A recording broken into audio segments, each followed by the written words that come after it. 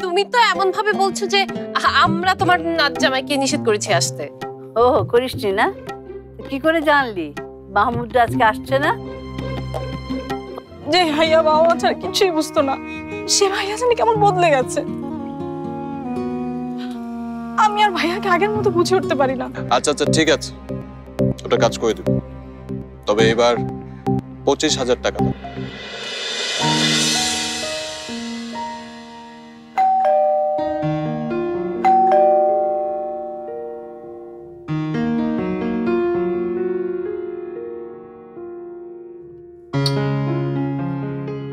আরে আজগর ভাই, আপনারা আসসালামু আলাইকুম। আসেন আসেন, ভেতরে আসেন। ওয়ালাইকুম আসসালাম। গরিবের বাড়িতে হাতির পা। আসেন আসেন, ভেতরে আসেন।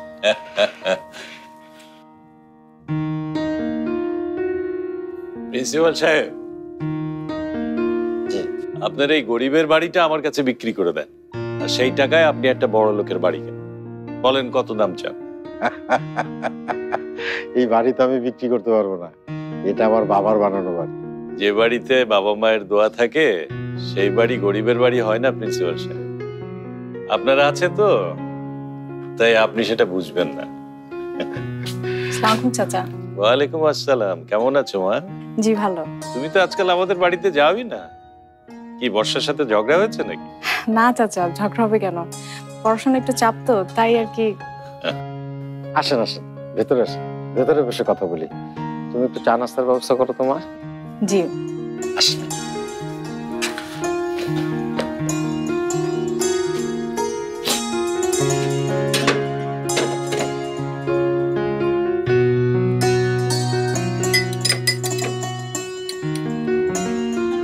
মা সব রেডি? হ্যাঁ।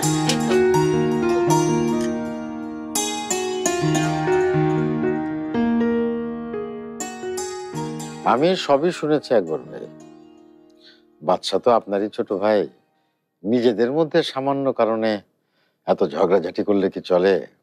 আর ধন সম্পদ তো কেউ সাথে করে নিয়ে যাবে না, নাকি? একদম ঠিক কথা। নাও, চা।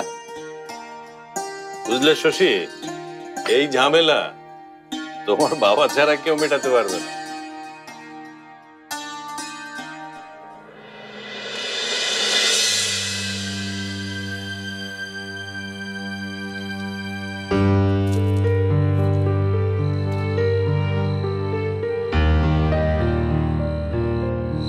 এলাকায় তো কোনো ঝামেলা আছে বলে মনে হচ্ছে না।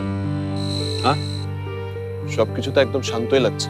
আল্লাহর জামিল আপনারা হুদাহুদি ভয়টা দেখায়। হ্যাঁ, জামিল তো জবাব দে। মাসুম ভাই বাস স্ট্যান্ডে বলছে না ব্যাগ নিয়ে থাকবে। হ, আমারে তো হেডেই কইলেন। আচ্ছা ঠিক আছে, তুই যা। আচ্ছা ভাই।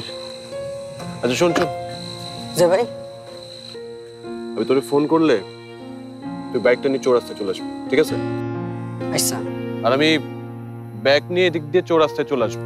আপনি কোনো চিন্তাই করেন না ভাই, দেখবেন চৌরাস্তার মোড়ে আমি বাইক লইয়া খাড়াইয়া ধুম ফিল্মের নায়ক লাহান গান গাইতাছি। ধুম মাচালে ধুম, মানে বাইক লইয়া খাড়া থাকুন। যাই ভাই।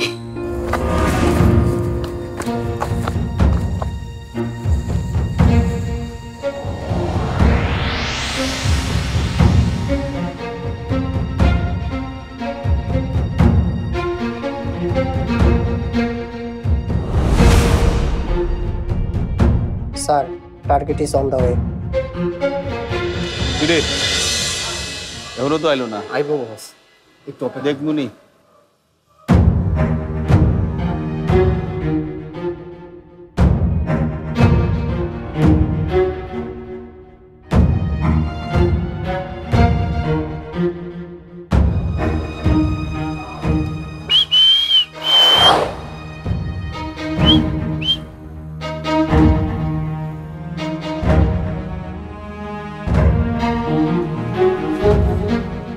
শুনলাম এদিকে চেকিং চলছে।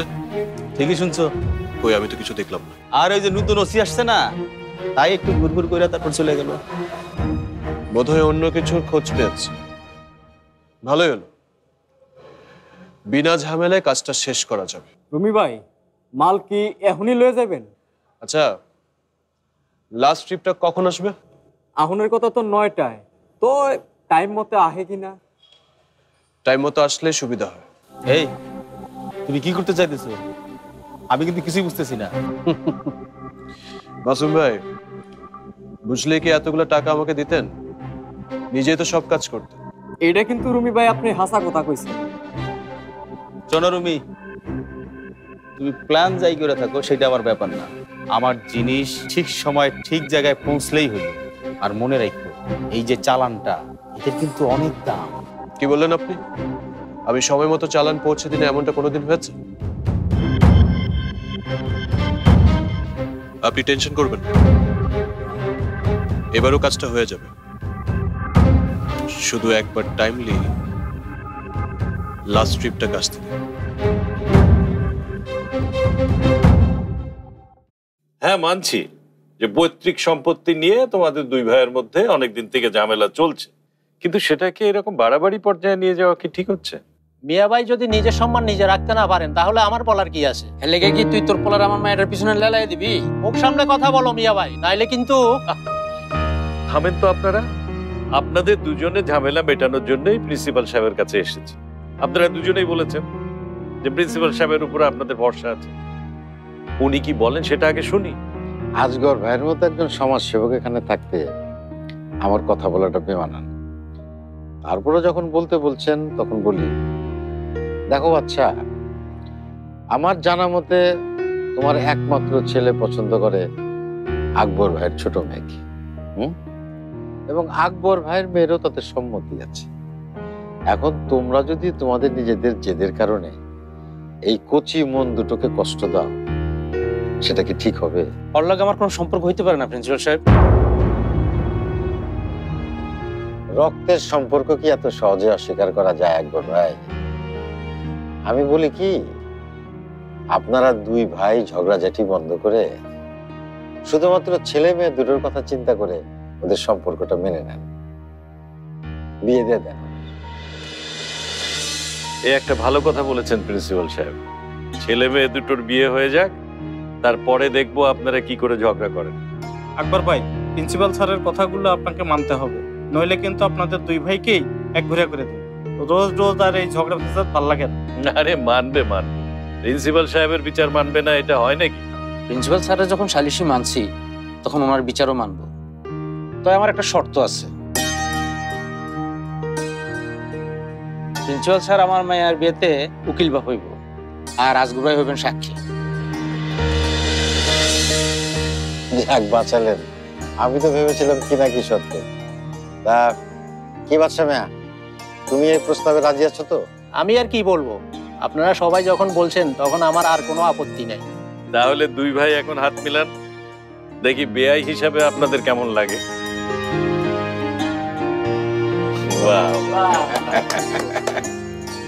দেখলি তো বাবার বিচার। ভাই 10টা তো বাজে গেল, লাস্ট টিপ তো এখনো এলো না। এতক্ষণে তো আয়া পড়ার কথা। কেন যে দেরি করতেছে বুঝতেছি না, রাস্তায় মনে হয় জ্যাম আছে। দেওস না হালাই কিরকম ধ্যান করে চাই রয়েছে, মনে হয় বাসর ঘরে নতুন বউ করতেছে। বুঝিস না, চলে আসিস না, টের দেবে।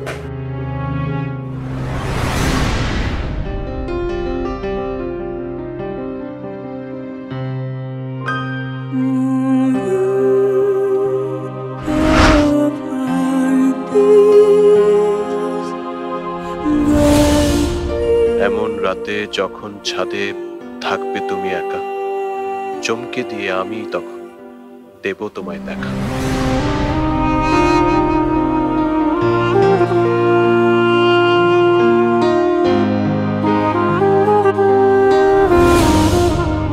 তোমাকে পাওয়ার জন্য যা যা আমার করার দরকার আমি সবই করব।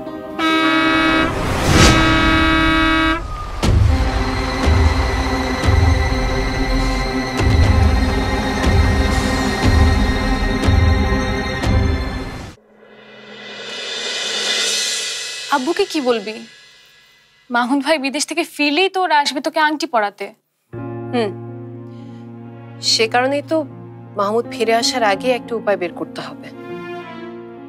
শোন না আপু, আব্বুকে কিন্তু রাগানো যাবে না। ভয় পাস না, আব্বু যেন না রাগে সে কারণেই তো ভিসা করতে দেবার কথা এখন আমি বলিনি। তাহলে তাহলে কি করা যায় সেটা একটু ভেবে বের কর। আপু, তুই একটা প্রেম করলে কিন্তু সব সমস্যা মিটে যায়। আব্বু তখন জোর করে তোকে মাহমুদ ভাইয়ের সাথে নিশ্চয়ই বিয়েও দেবে না? প্রেম করব আমি? নো ওয়ে, ওইসব প্রেম টেমে আমি বিশ্বাস করি না। তাহলে আর কি, তোর চিন্তা তুই করতে থাক, আমি ঘুমালাম। শোন, কোনো না কোনো একটা উপায় আমি ঠিকই বের করে ফেলবো, কিন্তু ওইসব প্রেম প্রেম নেকামি ওইগুলো আমাকে দিয়ে কোনোদিনই হবে না। দুঃখিত, কাঙ্ক্ষিত নম্বরটিতে এই মুহূর্তে সংযোগ দেওয়া সম্ভব হচ্ছে না।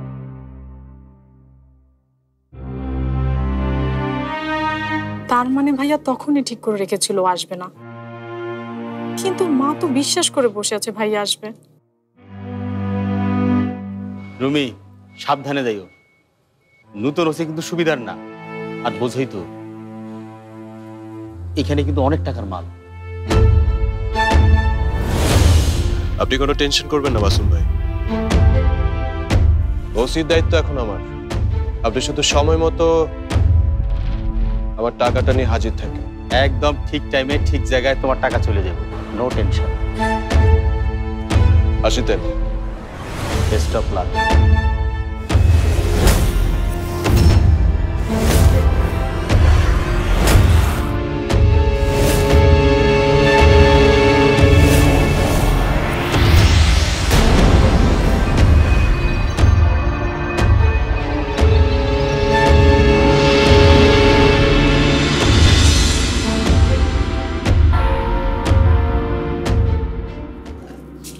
কিরে, কি হয়েছে? তো কেমন লাগছে কেন? না মানে বুঝেছি, রুমির জন্য অপেক্ষা করছিস, কিন্তু তোর মুখটা শুকনা লাগছে কেন? রুমি কি ফোন করেছিল নাকি? মানে ভাইয়ার ফোন তো। তোর মতো যার আদুরে একটা বোন আছে, সে কখনো বাড়ি না ফিরে থাকতে পারে না। আর তোমার মতো স্নেহময়ী মা। ছেলেটা বড় অভিমানী রে। আমার কিন্তু ভয় লাগছে মা, যত অভিমান করুক এখন আসছে না কেন? তোর বাবার উপর রাগ করে ফিরছে না, আর সেটা তো সে করতেই পারে। এত বড় একটা ছেলেকে সারাদিন বকাঝকা করে নাকি কেউ? দেখিস, আমার রুমে ঠিকই চলে আসবে।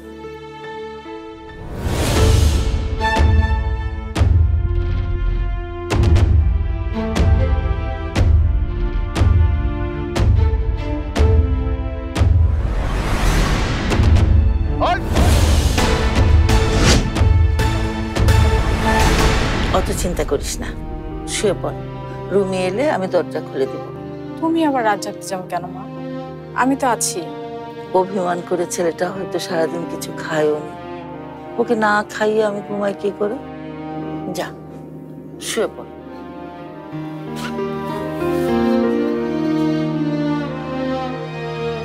ভাইয়া, আমরা তোর জন্য অপেক্ষা করছি, তুই চলে আয় ভাইয়া।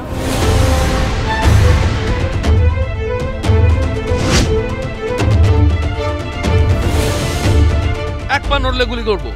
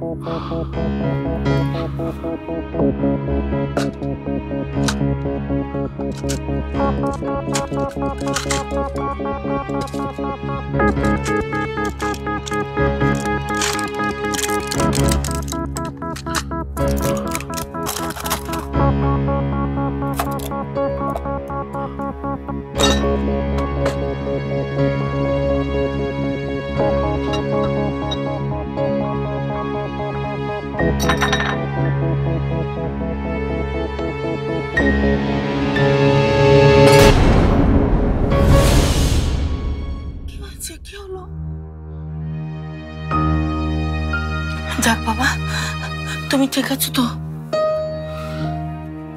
তুমি ঠিক আছো? আমি তো ভয় পেয়ে গেছিলাম।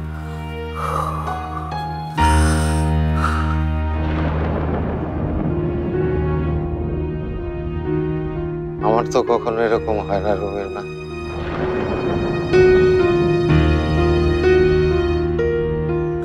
থাক, আমি দেখছি।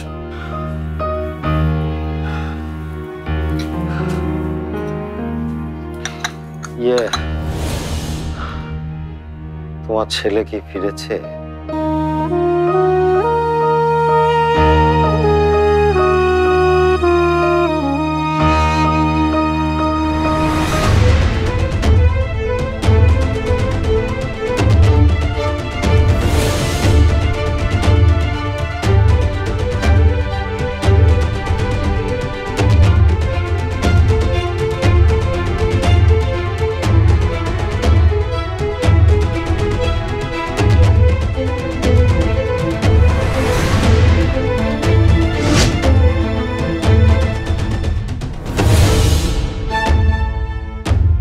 ও এখনো পালাতে পারেনি, আশেপাশে কোথাও আছে।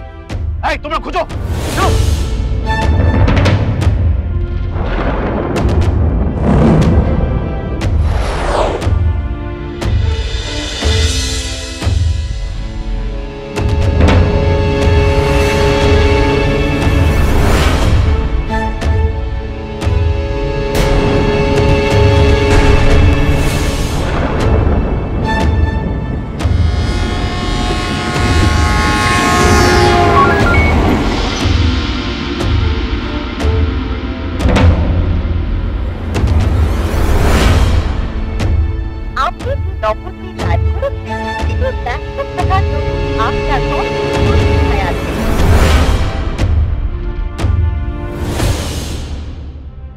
বাড়ি আয় ভাইয়া, তুই জানিস না তোর জন্য আমরা কত চিন্তা করছি।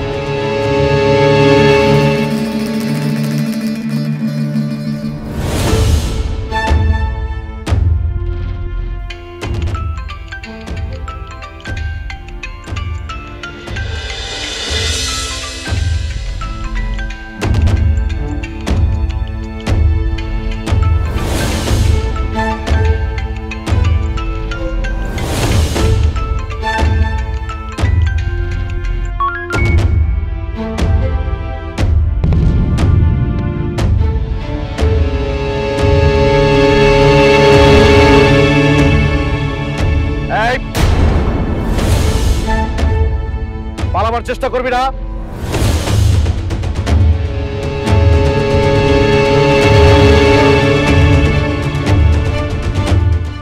আমার কাছে কোনো ব্যাগ নেই। আমাকে হাইকোর্ট দেখাচ্ছ না? আমি স্পষ্ট দেখেছি তোমার সাথে ব্যাগ ছিল। একবার থানায় চলো, তারপর বুঝবে কত ধনে কত চাল। এই ওকে গাড়িতে উঠাও। ও যে স্মাগলিং এর সাথে জড়িত এ কথা তোমাদের আমি আগেও বলেছি। কিন্তু তুমি কোনো প্রমাণ আনতে পারো না, আর আমি চাই না বিনা প্রমাণে আমার ছেলে হাজতে থাকুক। এখন আপনারা ভালো ভালো ওকে যদি ছেড়ে দেন তাহলে ব্যাপারটা এখানে নিষ্পত্তি হয়ে যায়, আদারওয়াইজ আমাকে তো এসপি সাহেবের সাথে কথা বলতে হবে। এই ওনার হ্যান্ডকাপটা খুলে দাও। দাঁড়ান স্যার।